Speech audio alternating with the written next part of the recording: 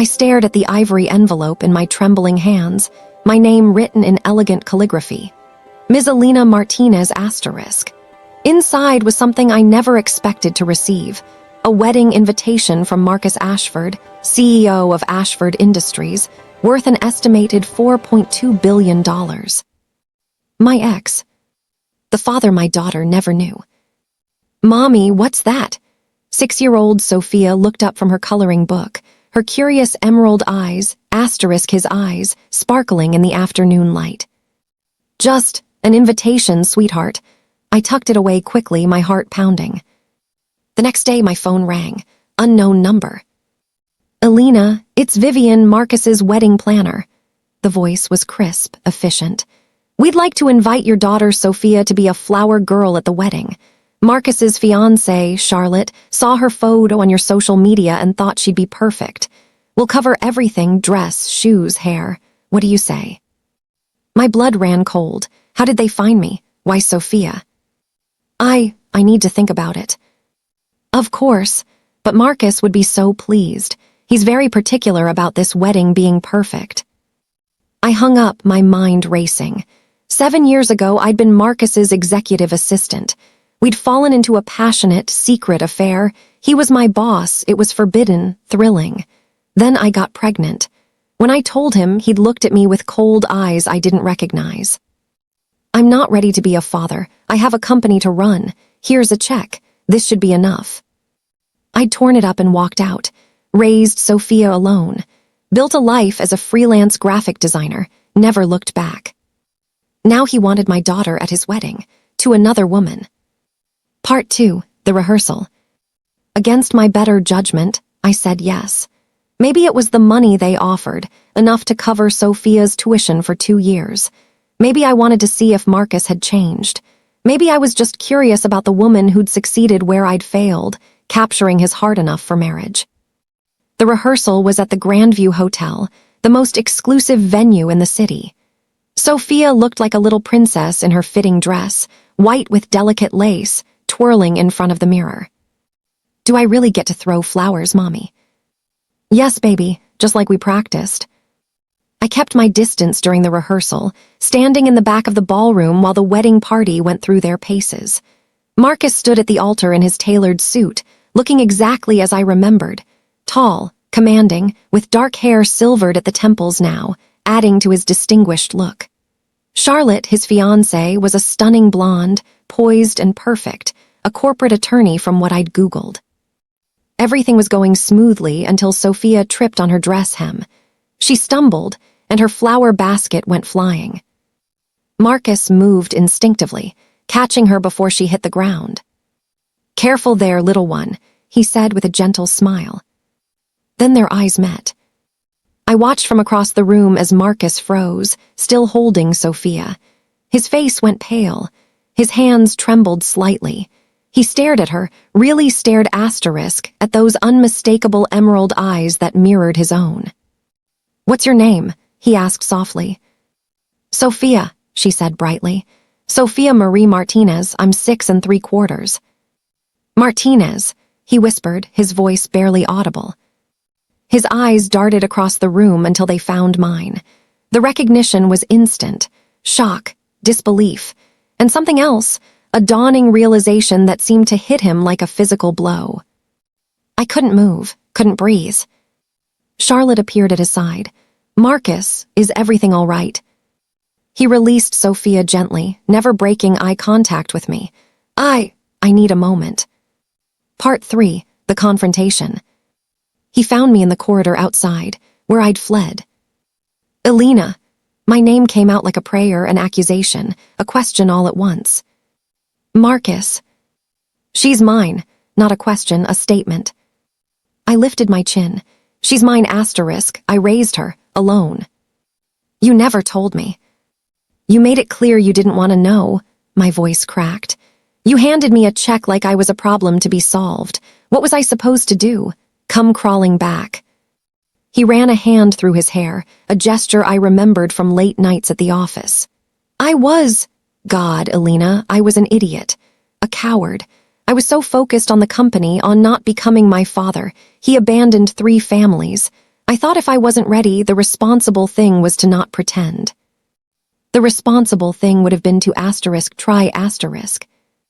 You're right, his voice broke.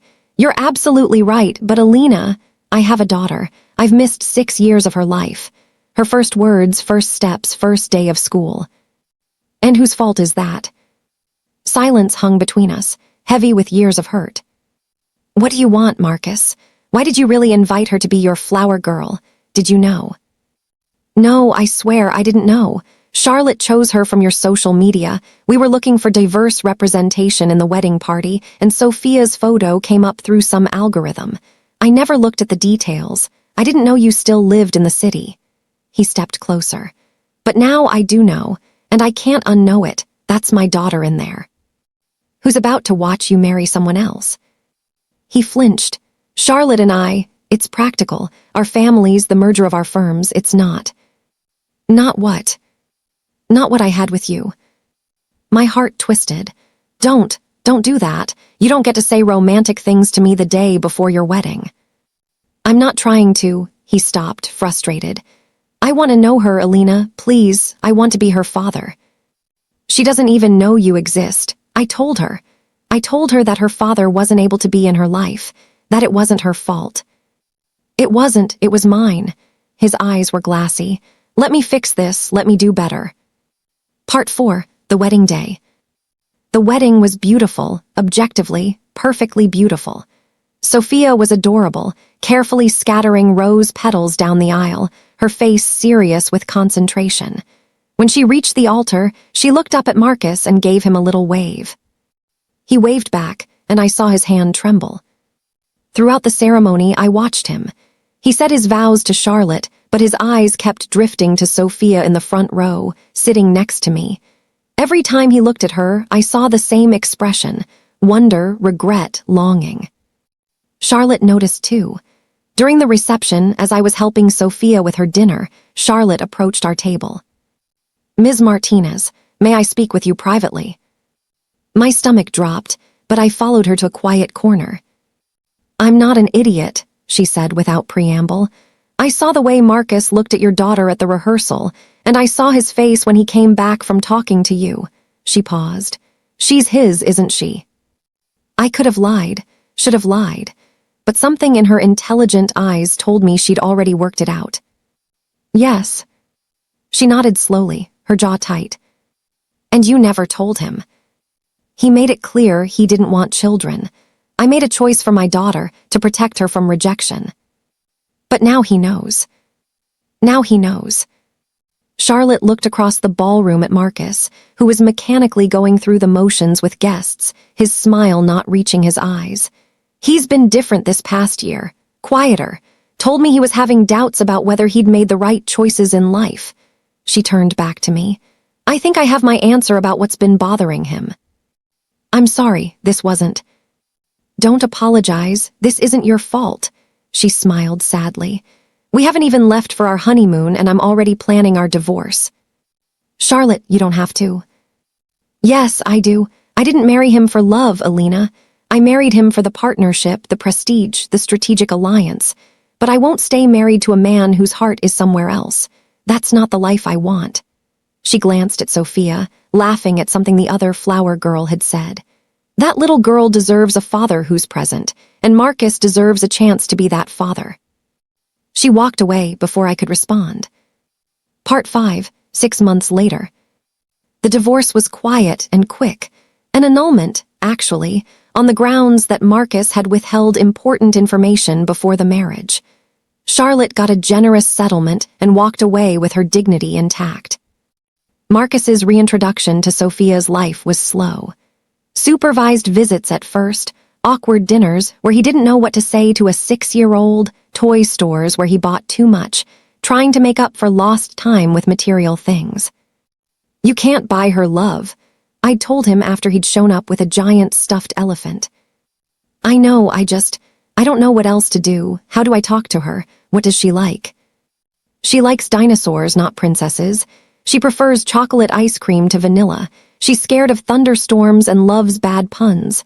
She wants to be a veterinarian when she grows up. Ask her about her day. Listen when she talks, be consistent, show up. And slowly, painfully, he learned. I watched from the window one Saturday afternoon as they played in the backyard.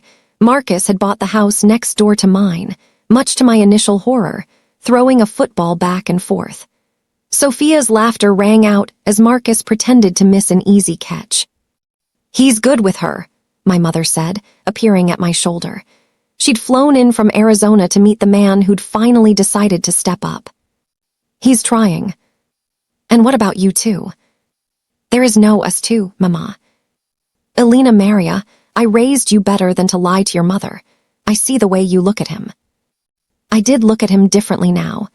The man who'd handed me a check had been replaced by someone who'd shown up at 2 a.m. when Sophia had a fever, who'd sat through a 3-hour elementary school musical, who'd learned to braid hair from YouTube videos. He was trying to be better. But that didn't erase the past. "Even if there was something," I said quietly, "it's complicated, there's too much history, too much hurt. And too much love to ignore," Mama said knowingly. Epilogue, 1 year later. "Daddy, watch this," Sophia called out, hanging upside down from the monkey bars. "I'm watching, be careful." Marcus stood below, hands ready to catch her, his face a mixture of pride and terror. I smiled from the park bench, sketching the scene in my notebook, a habit I'd picked up recently, capturing these moments. Marcus jogged over after Sophia ran off to play with friends. "She's going to give me a heart attack one day." "Welcome to parenthood." He sat beside me, close enough that our shoulders touched. We'd been doing this more lately, these casual intimacies that felt both terrifying and right. "Elena, can I ask you something?" "That depends on the question." "Do you think," he paused, choosing his words carefully, "do you think people deserve second chances, even when they've made terrible mistakes?" I looked at him, really looked at him, at the man who'd broken my heart but was slowly, carefully, earning my trust again. The man who'd walked away from his daughter but who now couldn't imagine life without her. "I think people can change," I said slowly, "if they're willing to do the work, if they're genuine." "And am I genuine?" "You're getting there." He took my hand, tentative, giving me every opportunity to pull away. I didn't. "I know I can never make up for the time I lost, the years I wasn't there, but I want to be here now, for Sophia and," he swallowed hard, "for you, if you'll let me." Sophia's laughter carried across the playground, pure and joyful. "One day at a time," I whispered. "That's all I can promise." "One day at a time," he agreed, squeezing my hand gently. It wasn't a fairy tale ending. There was still hurt to heal, trust to rebuild, conversations to have. But as I watched our daughter play, her emerald eyes bright with happiness, I thought maybe, just maybe, we could write a new story. One where the flower girl's secret became the beginning of something real. One where those eyes that had revealed the truth could finally look at a complete family. 2 years after that day at the playground, our lives had settled into something resembling normalcy, or at least, our version of it. Sophia was 8 now, splitting her time between my house and Marcus's, thriving in a way that made my heart ache with gratitude and residual guilt. Marcus and I, we were complicated. We'd been dating, officially, for 6 months, though we'd been dancing around each other for much longer, taking it slow, being careful. For Sophia's sake, we told ourselves, though we both knew it was for our own protection too. Tonight was the Ashford Industries annual charity gala, and for the first time, I was attending as Marcus's official guest. Not as his secret, not as his ex, not as just Sophia's mother, but as his partner. "You look beautiful," Marcus said when he picked me up, his eyes sweeping over my emerald green dress, chosen, perhaps subconsciously, to match the eyes we'd both given our daughter. "You clean up pretty well yourself, Mr. Ashford." He grinned, that boyish smile that still made my stomach flip. "Ms. Martinez, are you flirting with me?" "Maybe I am." Sophia was staying with my mother for the night, and as we drove to the hotel, I felt an unfamiliar sensation, freedom, not just from parenting duties, but from the weight of our past. Tonight, we could just be Marcus and Elena. The ballroom was spectacular. Crystal chandeliers, elegant floral arrangements, men in tuxedos and women in designer gowns. I recognized several faces from magazines and news articles. This was Marcus's world, one I'd only glimpsed from the outside before. "Nervous?" he asked, his hand warm on the small of my back. "Terrified." "Don't be, you belong here." He leaned closer, his breath warm against my ear. "Besides, you're the most interesting person in this room. Trust me, I've suffered through enough of these events to know." We were making our way through the crowd, Marcus introducing me to various board members and business associates, when I heard a voice that made my blood run cold. "Marcus, there you are." I turned to see a striking woman in a red dress approaching, tall, blonde, with the kind of confidence that came from old money and private schools. It took me a moment to place her. Charlotte, his ex-wife. "Charlotte," Marcus's voice was cordial but guarded. "I didn't realize you'd be here." "Daddy's company is one of the main sponsors. Of course I'd be here." Her eyes slid to me, assessing. "And you must be Elena, the famous Elena I've heard so much about." "Charlotte." I extended my hand, which she shook with a grip just a shade too firm. "How's Sophia?" she asked, and there was genuine warmth in her voice. "Marcus shows me pictures sometimes. She's grown so much." I blinked, surprised. "You, keep in touch." "We're on good terms," Marcus explained. "After everything, we realized we worked better as friends than spouses." Charlotte laughed. "That's a diplomatic way of saying our marriage was a disaster from day one." She touched my arm lightly. "Elena, I owe you a thank you. If you hadn't walked back into Marcus's life, if Sophia hadn't been chosen as our flower girl, I'd probably still be trapped in a loveless marriage, both of us too proud to admit it wasn't working." You're welcome." I wasn't sure how to respond to my boyfriend's ex-wife, thanking me for essentially breaking up her marriage. "I'm happy now," she continued. "Actually happy. Met someone who appreciates me for more than my family connections or legal expertise. And Marcus," she looked at him with something like sisterly affection. "You're different now, better, more human." "Thanks," Marcus said dryly. "I think." "It's a compliment. The old you was all business all the time. Now you leave board meetings early for ballet recitals. You smile more. You have pictures of your daughter on your desk instead of just awards and accolades." She smiled at both of us. "Love looks good on you both." She excused herself to rejoin her date, a kind-looking man in glasses who waved at us enthusiastically, leaving Marcus and me standing in slightly stunned silence. "That was unexpected," I said. "Charlotte's full of surprises." He pulled me closer. "But she was right about one thing. You and Sophia, you've changed me, made me realize what actually matters." Dinner was a multi-course affair with speeches between each one. Marcus had warned me he'd have to give a speech as CEO, but I wasn't prepared for what he actually said. He stood at the podium, commanding and confident, thanking the sponsors and donors. Standard CEO speech. Then his eyes found mine across the room.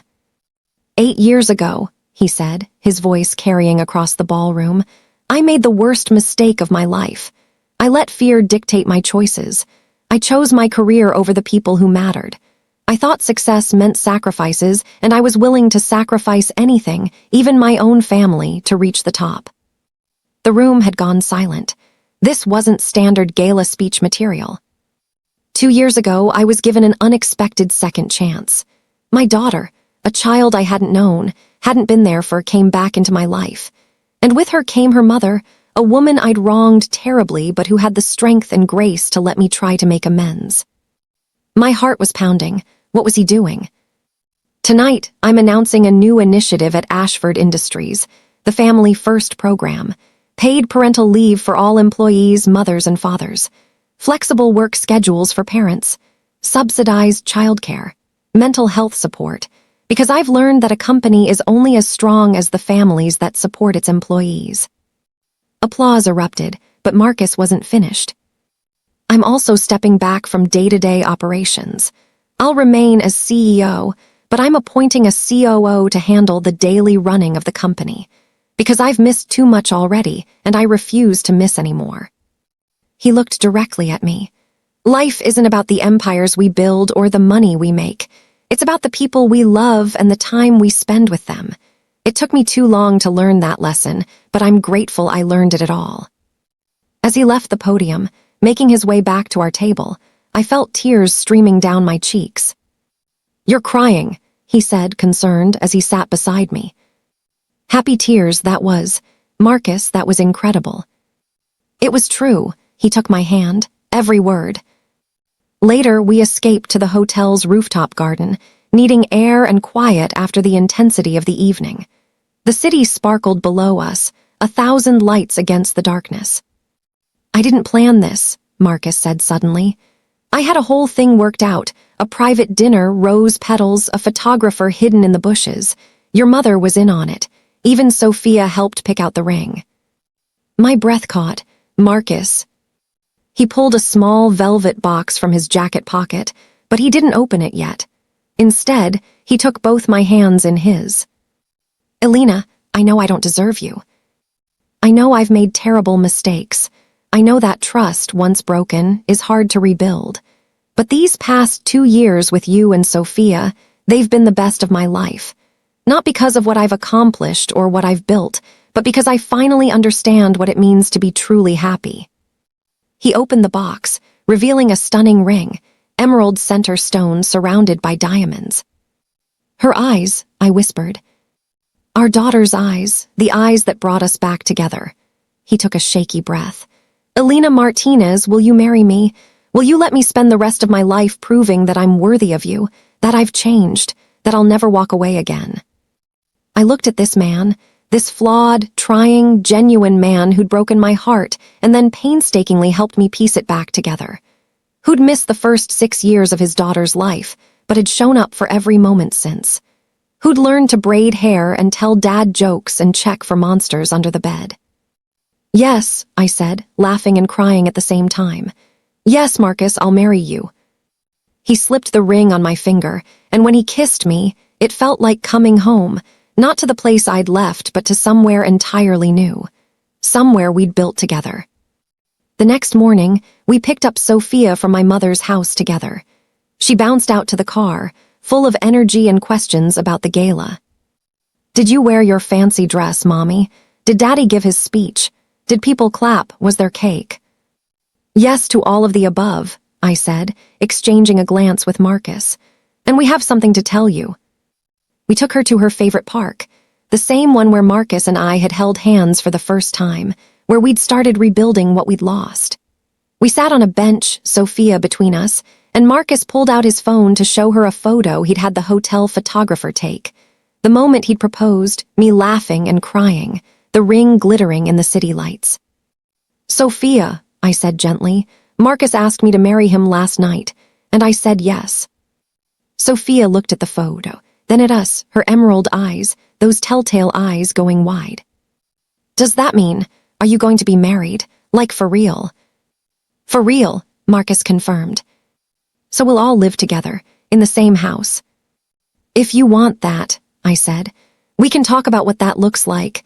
Maybe we build a new house, one that's ours together, or maybe—" "Yes," Sophia launched herself at us, wrapping her arms around both our necks.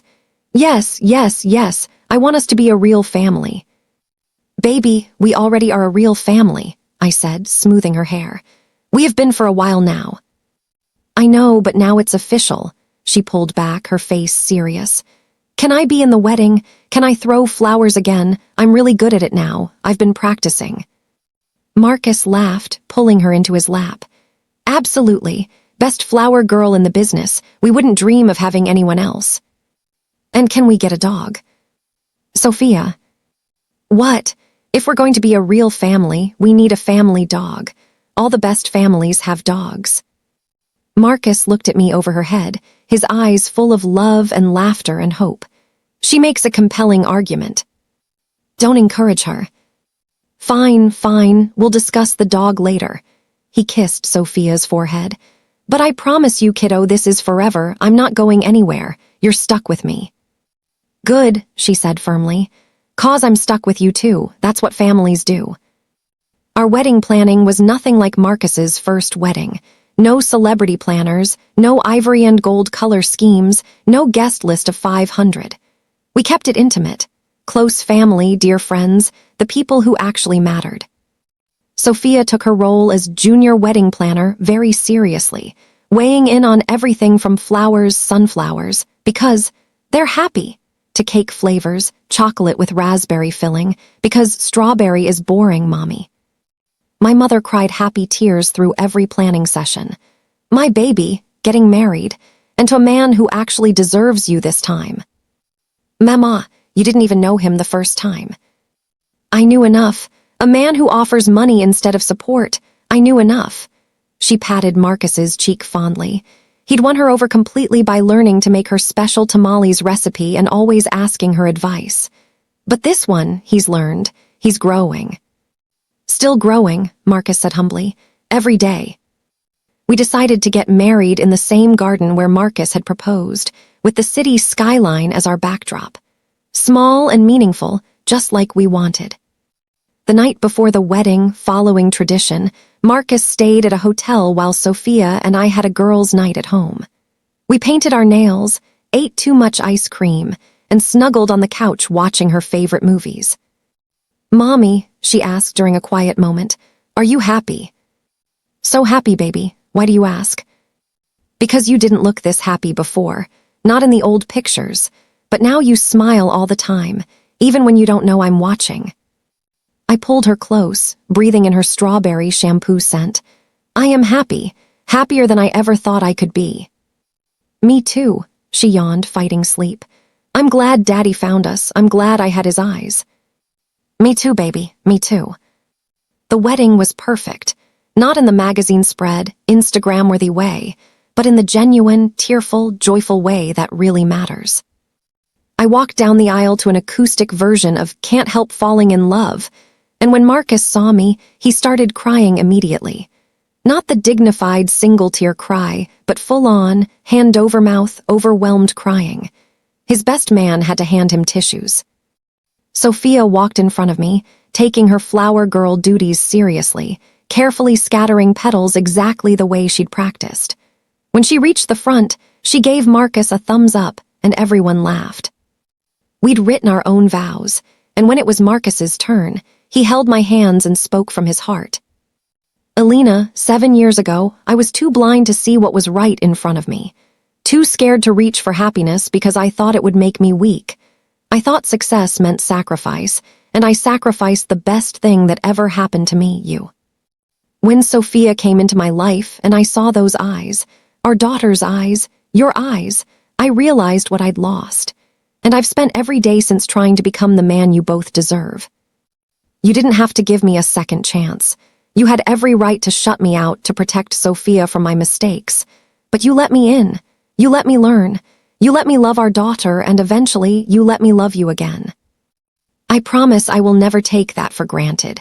I promise to show up every day for the big moments and the small ones. For the ballet recitals and the scraped knees, the proud moments and the hard conversations.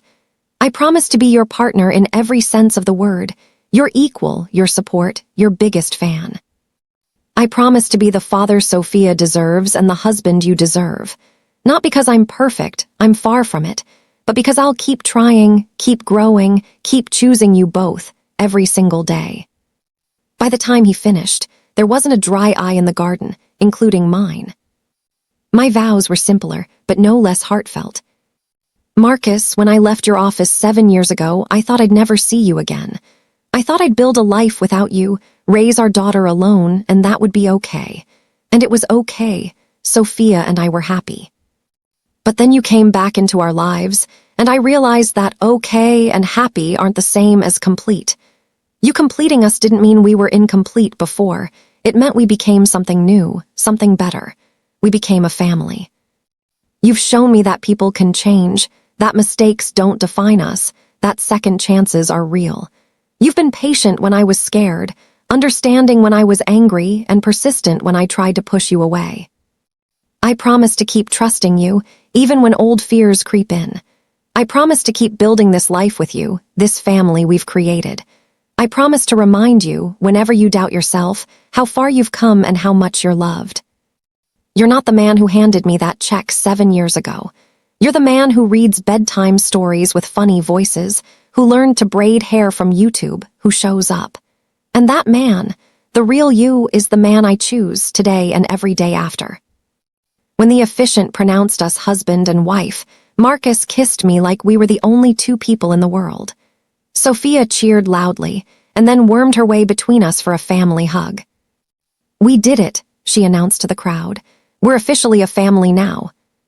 "We were always a family, kiddo," Marcus said, lifting her up. "This just makes it official." Epilogue, 5 years later. The house we built together sits on 2 acres just outside the city, big enough for the 3 of us, well, 5 now, counting the dog Sophia had successfully lobbied for and the baby boy who'd arrived 2 years after the wedding. I'm in my home studio, finishing up a design for a major client, when I hear the chaos of homecoming. Sophia, now 13, arguing with her little brother Leo about whose turn it is to pick the movie. Marcus's deeper voice mediating. The dog barking excitedly. My family. "Mom," Sophia appears in my doorway, still in her soccer uniform, muddy and grinning. "Did Dad tell you? I scored 2 goals today." He texted me updates every 5 minutes. Pretty sure the other parents think he's obsessed. He is obsessed, but she's smiling. Is that a bad thing? Not even a little bit. Marcus appears behind her, Leo perched on his shoulders. "Dinner in 30, I'm making that pasta thing you like." The one with too much garlic, yes, Sophia's request. I save my work and follow them to the kitchen, where our life unfolds in its beautiful, chaotic normalcy. Homework at the kitchen table. Leo's crayon drawings covering the fridge. The dog begging for scraps. Sophia talking a mile a minute about soccer and school and the drama with her friends. Later, after the kids are in bed, Marcus and I sit on our back porch, his arm around my shoulders, watching the stars. "Do you ever think about how different things could have been?" he asks. "If Charlotte hadn't seen Sophia's photo, if you'd said no to the flower girl invitation."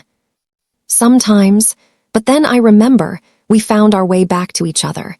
Maybe it would have happened differently, but I think it would have happened eventually. "You think so?" "Those eyes of hers," I smile. "They were always going to give you away. It was just a matter of time." He kisses my temple. Best mistake I ever corrected. Mistake is a strong word. Let's call it a delayed recognition. A delayed recognition that led to the best chapter of my life. He pulls me closer. "Thank you, Elena, for giving me a second chance, for letting me be Sophia's dad, for building this life with me. Thank you for showing up, for doing the work, for proving that people really can change." Inside, we hear a crash in Leo's voice. "Oh." Sophia's response, "I'll get the paper towels." We look at each other and laugh, heading inside to whatever small disaster awaits. Because this, the chaos and the love, the mistakes and the repairs, the everyday moments that add up to a lifetime, this is what family looks like. And it all started with a little girl chosen as a flower girl, and a pair of emerald eyes that revealed the truth. Sometimes the best stories are the ones where we get a second chance to write a better ending. Or maybe, just maybe, a better beginning. Subscribe and turn on all notifications so you don't miss part 2. This story gets even crazier. Bell. Speech balloon comment below.